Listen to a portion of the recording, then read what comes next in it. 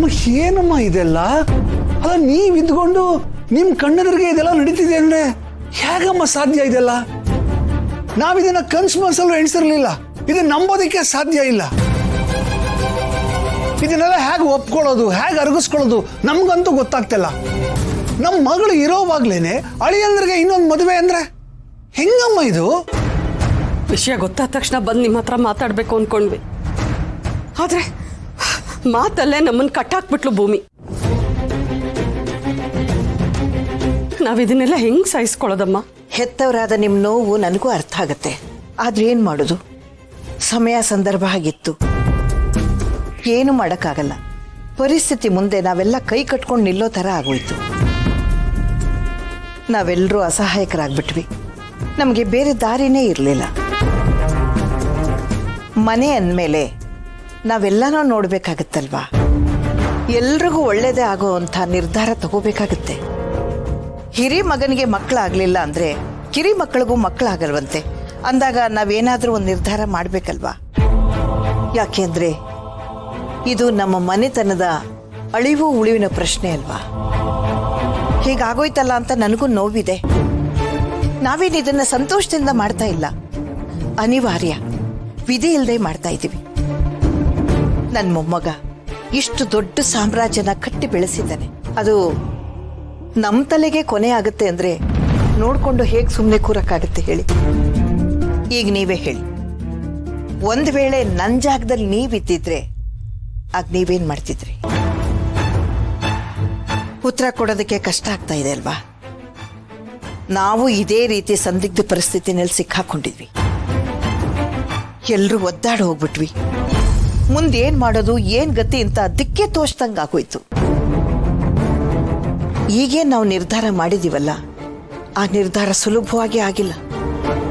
ಮನೆಗೋಸ್ಕರ ನಾವೀ ರೀತಿ ಮಾಡಲೇಬೇಕಾಯ್ತು. ನಮ್ಮ ಕಷ್ಟ ನಿಮಗೆ ಅರ್ಥ ಆಯ್ತು ಅನ್ಕೋತೀನಿ. ನೋಡಿ, ಭೂಮಿಕಾ ನಿಮಗಷ್ಟೇ ಮಗಳಲ್ಲ, ನಮಗೂ ಮಗಳೇ. ನಾವು ಅವಳನ್ನ ಅದೇ ರೀತಿ ನೋಡ್ತಾ ಇದ್ದೀವಿ. ಅವಳು ಅಷ್ಟೇ ಈ ಮನೆ ಮಗಳಾಗಿ ನಮ್ಮ ಪರಿಸ್ಥಿತಿನ ಅವಳು ಅರ್ಥ ಮಾಡ್ಕೊಂಡಿದ್ದಾಳೆ. ನಮಗಿಂತ ಜಾಸ್ತಿ ಅವಳೇ ಮುತುವರ್ಜಿ ವಹಿಸಿ ಇದನ್ನೆಲ್ಲ ಮಾಡ್ತಾ ಇದ್ದಾಳೆ. ಇದನ್ನ ತನ್ನ ಕರ್ತವ್ಯ ಅಂತ ಮನಸಾರೆ ಮಾಡ್ತಾ ಇದ್ದಾಳೆ. ನಿಮ್ಮ ಮಗಳಿಗೆ ಖಂಡಿತ ಅನ್ಯಾಯ ಆಗಿಲ್ಲ. ಗಂಡ ಹೆಂಡತಿ ಪರಸ್ಪರ ಒಪ್ಕೊಂಡೇ ಈ ಕಾರ್ಯ ನಡೀತಾ ಇರೋದು. ನಮ್ಮ ಗುಂಡು ಭೂಮಿಕನೇ ಒಪ್ಕೊಂಡಿದ್ದಾರೆ. ನೀವು ಇದ್ರ ಬಗ್ಗೆ ಅತಿಯಾಗಿ ವಿಚಾರ ಮಾಡಕ್ ಹೋಗ್ಬೇಡಿ. ಏನಾಗಬೇಕಾಗಿತ್ತು ಅದಾಗ್ತಾ ಇದೆ ಅಂತ ತಿಳ್ಕೊಂಡು ಒಪ್ಕೊಳ್ಳಿ. ನಾನಾಗಲೇ ಹೇಳ್ದಾಗೆ ನಮಗಾಗ್ಲಿ ನಿಮಗಾಗ್ಲಿ ಬೇರೆ ಆಯ್ಕೆನೇ ಇಲ್ಲ. ಬೇಜಾರು ಮಾಡ್ಕೋಬೇಡಿ, ಮನಸ್ಸನ್ನ ಗಟ್ಟಿ ಮಾಡ್ಕೊಳ್ಳಿ. ಅಂದಾಗೆ ಇನ್ನೊಂದು ವಿಷಯ ಈಗ ಹೇಳ್ತೀನಿ ಅಂತ ನೀವೇನೋ ಅನ್ಕೋಬೇಡಿ. ನಿಮ್ಮ ನೋವು ನನಗೆ ಅರ್ಥ ಆಗುತ್ತೆ. ಈಗ ನಾನು ಏನೇ ಹೇಳಿದ್ರು ನಿಮ್ಮನ್ನು ಸಮಾಧಾನ ಮಾಡೋಕ್ಕಾಗಲ್ಲ ಅಂತ ನನಗೆ ಗೊತ್ತು. ಅದಕ್ಕಿನ್ನೂ ಸಮಯ ಹಿಡಿಯುತ್ತೆ. ಆದರೆ ಭೂಮಿಕನ್ ಮುಂದಾಗ್ಲಿ ನಮ್ಮ ಗುಂಡು ಮುಂದಾಗ್ಲಿ ದಯವಿಟ್ಟು ತಮ್ಮ ನೋವನ್ನ ತೋರ್ಪಡಿಸ್ಕೊಳಕ್ ಹೋಗ್ಬೇಡಿ. ಆಮೇಲೆ ಅವರು ಮಂಕಾಗ್ಬಿಡ್ತಾರೆ, ಮನ್ಸಿಗೆ ನೋವು ಮಾಡ್ಕೋತಾರೆ. ಹಾಗಾಗ್ಬಾರ್ದು ಅಂತ.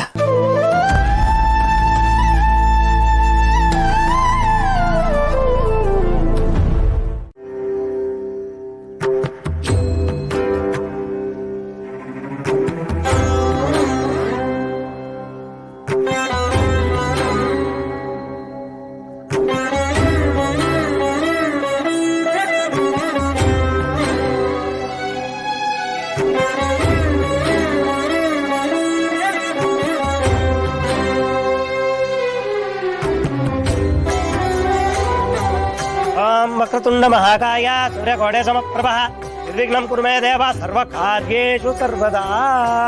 विघ्नेश्वर महागणाधिपतये नमो नमः।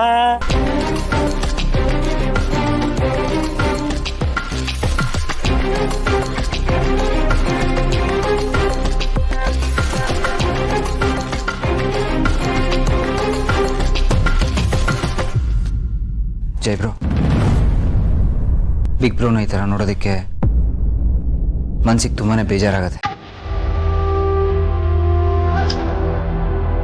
ಪಾರ್ಥ, ಏನು ಮಾಡೋದು, ಮನಸ್ಸಿಗೆ ಕಷ್ಟ ಅಂತ ಸುಮ್ಮನೆ ಕೂತ್ರೆ ಮನೆಯವ್ರಿಗೆಲ್ಲ ಕಷ್ಟ ಎದುರಾಗತ್ತಲ್ಲ. ಅದನ್ನ ಆಮೇಲೆ ನಾವೇ ಕಣ್ಣಾರ ನೋಡ್ಬೇಕಾಗತ್ತೆ. ಏನೂ ಮಾಡೋಕ್ಕಾಗಲ್ಲ, ಏನಾಗುತ್ತೋ ಅದಾಗಲೇಬೇಕು. ಯಾವುದು ನಮ್ಮ ಕೈಲಿ ಇಲ್ವಲ್ಲ ಪಾರ್ಥ. ಸಿ, ಏನೇ ಆಗಲಿ life has to move on ಅಲ್ಲ, ಹಾಗೆ ನಿಂತ್ಬಿಡೋಕ್ಕಾಗಲ್ಲ. ಸೊ ಏನು ಮಾಡೋಕ್ಕಾಗಲ್ಲ, ಇದನ್ನೆಲ್ಲ ಕಣ್ಣಾರ ನೋಡಿ ಮನ್ಸಾರ ತಡ್ಕೋಬೇಕು. ನೋವಾಗುತ್ತಾ ಏನೋ, ಬಟ್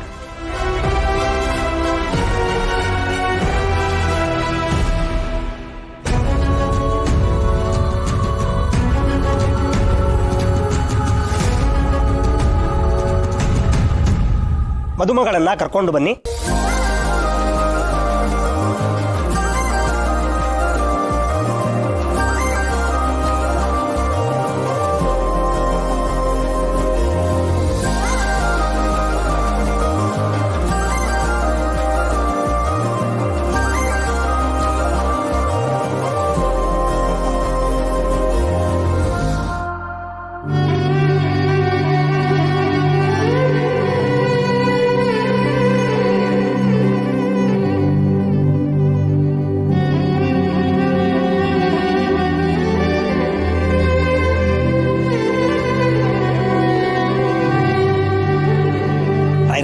ಮಾಂಗಲ್ಯನ ಕೈಲಿಟ್ಕೊಳ್ಳಿ. ಅವರು ಅರಿಶಿಣ ಕುಂಕುಮದಿಂದ ಪೂಜೆ ಮಾಡಲಿ.